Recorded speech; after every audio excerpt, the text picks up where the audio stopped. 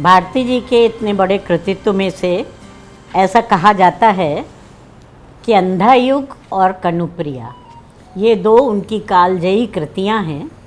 तो इनमें से छोटा छोटा एक अंश आपको सुनाती हूँ। कनुप्रिया में से सुनिए कि राधा कृष्ण से पूछती है, तुम मेरे कौन हो?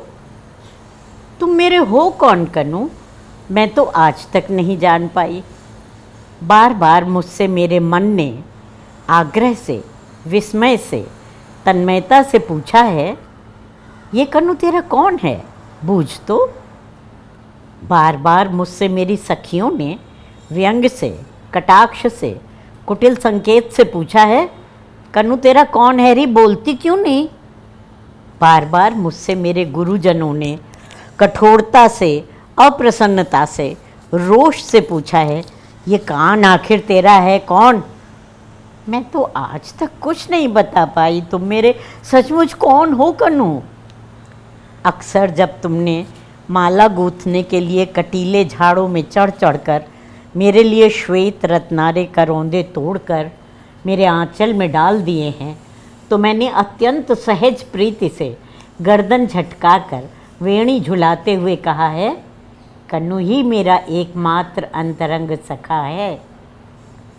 अक्सर जब तुमने दावाग्न में सुलगती डालियों, टूटते वृक्षों, हैराती हुई लपटों और घुटते हुए धुएं के बीच निरुपाय असहाय बावली सी भटकती हुई मुझे साहसपूर्वक अपने दोनों हाथों में फूल की थाली सी सहेज कर उठा लिया और लपटें चीर कर बाहर ले आए, तो मैंने आदर, आभार और प्रगाढ़ स्नेह से भरे भरे स्वर में कहा है, कान मेरा रक्षक है, मेरा बंधु है, सहोदर है।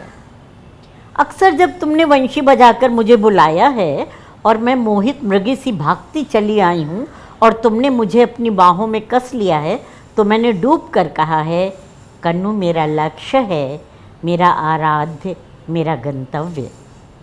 पर जब तुमने दुष्टता से अक्सर सखी के सामने मुझे बुरी तरह छेड़ा है, तब मैंने खींचकर, आंखों में आंसू भरकर, शपथें खा खा कर सखी से कहा है, कान्हा मेरा कोई नहीं है, कोई नहीं है। मैं कसम खाकर कहती हूँ, मेरा कोई नहीं है।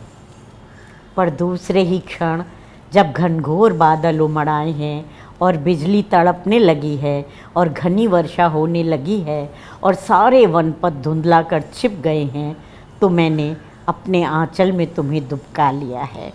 तुम्हें सहारा दे देकर अपनी बाहों में घेर गांव की सीमा तक ले आई हूँ।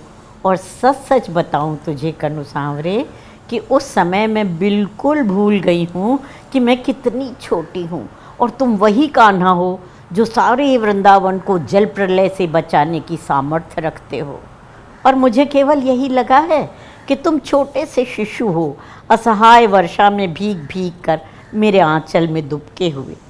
और जब मैंने सखियों को बताया कि गांव की सीमा पर चितवन की छांव में खड़े होकर ममता से मैंने अपने वक्ष में उस छोने का ठंडा माथा दुबका कर अपने आंचल में उसके घने घुंघराले बाल पोंछ दिए, तो मेरे उस सहज उद्गार पर सखियाँ क्यों कुटिलता से मुस्काने लगीं, ये मैं आज तक नहीं समझ पाई।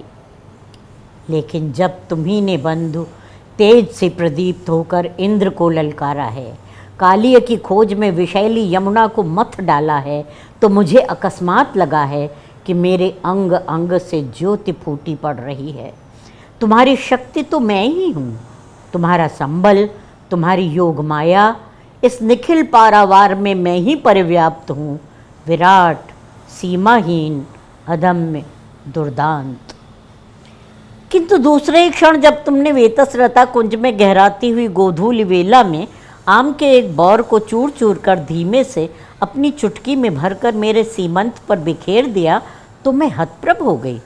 मुझे लगा कि इस निखिल पारावार में शक्ति सी, ज्योति सी, गति सी फैली हुई मैं अकस्मात सिमट आई हूँ, सीमा में बंध गई हूँ। ऐसा क्यों चाहा तुमने कान? पर जब मुझे चेत हुआ तो मैंने पाया कि हाय सीमा कैसी, मैं तो वो हूँ जिसे दिग्वधू कहते हैं, कालवधू। समय और दिशाओं की सीमाहीन पगडंडियों पर अनंत काल से अनंत दिशाओं में तुम्हारे साथ साथ चलती चली आ रही हूँ, चलती चली जाऊंगी। इस यात्रा का आदि न तो तुम्हें स्मरण है न मुझे, और अंत तो इस यात्रा का है ही नहीं मेरे सहयात्री। पर तुमने इतने निठुर हो, इतने आतुर, कि तुमने चाहा कि मैं इसी जन्म में इतनी थोड़ी सी अवधि में जन्म जन्मांतर की समस्त यात्राएं फिर से दोहरा लूं, और इसीलिए संबंधों की इस घुमावदार पगडंडी पर क्षण क्षण पर तुम्हारे साथ मुझे इतने आकस्मिक मोड़ लेने पड़े हैं कि मैं बिल्कुल भूल गई हूँ मैं अब कहाँ हूँ और तुम मेरे कौन हो। और इस निराधार भूमि पर चारों ओर से पूछे जाते हुए प्रश्नों की बौछार से घबरा कर मैंने बार बार तुम्हें शब्दों के फूल पाश में जकड़ना चाहा है। सखा, बंधु, आराध्य, शिशु, दिव्य, सहचर, और अपने को नई नई व्याख्याएं देनी चाही हैं। सखी, साधिका, बांधवी, माँ, वधू, सहचरी, और मैं बार बार नए नए रूपों में उमड़ उमड़ कर तुम्हारे तट तक आई हूँ, और तुमने हर बार अथाह समुद्र की भांति मुझे धारण कर लिया, विलीन कर लिया, फिर भी अकूल बने रहे। मेरे सांवले समुद्र, तुम आखिर हो मेरे कौन? मैं इसे कभी माप क्यों नहीं पाती?